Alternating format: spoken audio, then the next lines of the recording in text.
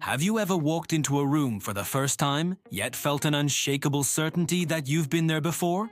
Or maybe you're in the middle of a conversation and suddenly feel like you are reliving a moment you've already experienced, down to the exact words and gestures.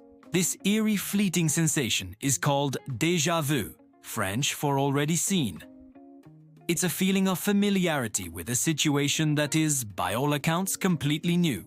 For centuries, this phenomenon has been attributed to everything from past lives to psychic premonitions. But what does science have to say about it?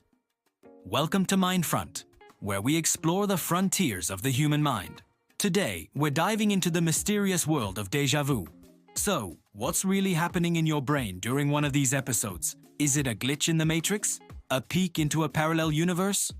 Well, neuroscientists believe the answer is a bit more grounded, but no less fascinating. Déjà vu is surprisingly common. Studies suggest that up to 2/3 of the population has experienced it at least once. It's most frequent in people between the ages of 15 and 25 and tends to decrease as we get older. While it can feel unsettling, for most people it's a completely normal and harmless quirk of our brain's complex machinery.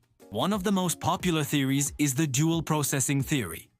Normally, your brain processes sensory information, what you see, hear, and feel, in a single, seamless stream.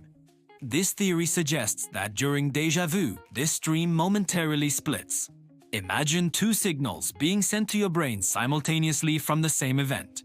The second signal arrives just a fraction of a second late.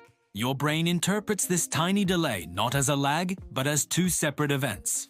The first signal is processed as a past memory, and the second, which is the actual present moment, feels like a repeat.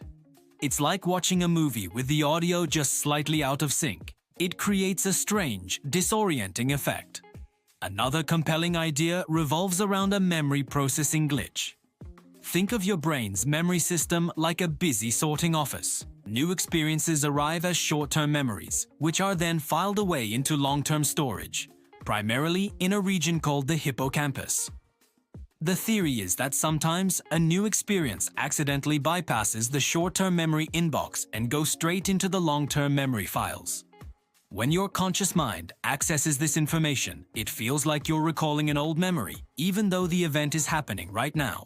It's a filing error, creating a false sense of familiarity.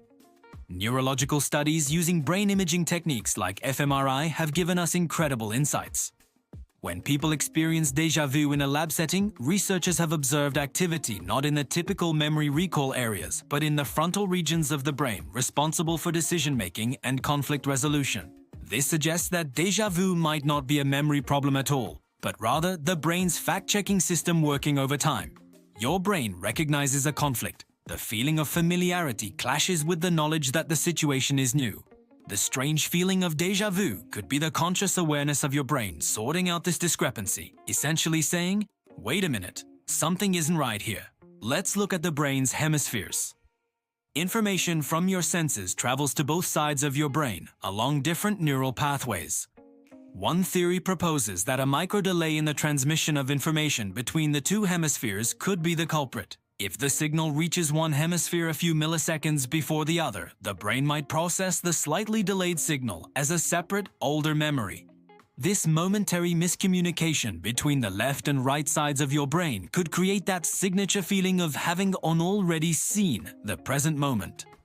Then there's the role of the hippocampus and nearby structures, like the rhinal cortex, which are crucial for detecting familiarity. Some researchers believe that déjà vu could be caused by a brief, spontaneous firing of neurons in this part of the brain. It's like a false alarm in your brain's familiarity detector. The rhinal cortex mistakenly flags a new scene as familiar, sending a signal to the rest of your brain that you've been here before. Your rational mind knows you haven't, and this internal conflict is what we perceive as déjà vu. This idea is supported by studies of patients with temporal lobe epilepsy. People with this condition often experience déjà vu as part of their seizures, which originate in the same brain regions associated with memory and familiarity. These cases provide a direct link between abnormal electrical activity in the temporal lobe and the sensation of déjà vu, reinforcing the idea that it's a neurological phenomenon. So, why does it happen more to younger people? Well, A young brain is still developing its neural networks. It's more plastic, more excitable, and perhaps more prone to these little processing hiccups. As our brains mature, these systems become more efficient and settled, which could explain why the frequency of déjà vu declines with age. It's also been linked to stress and fatigue. When you're tired, your brain's processing speed can slow down, making these kinds of minor glitches more likely. To put it simply, déjà vu isn't a glimpse into the future or a memory of a past life.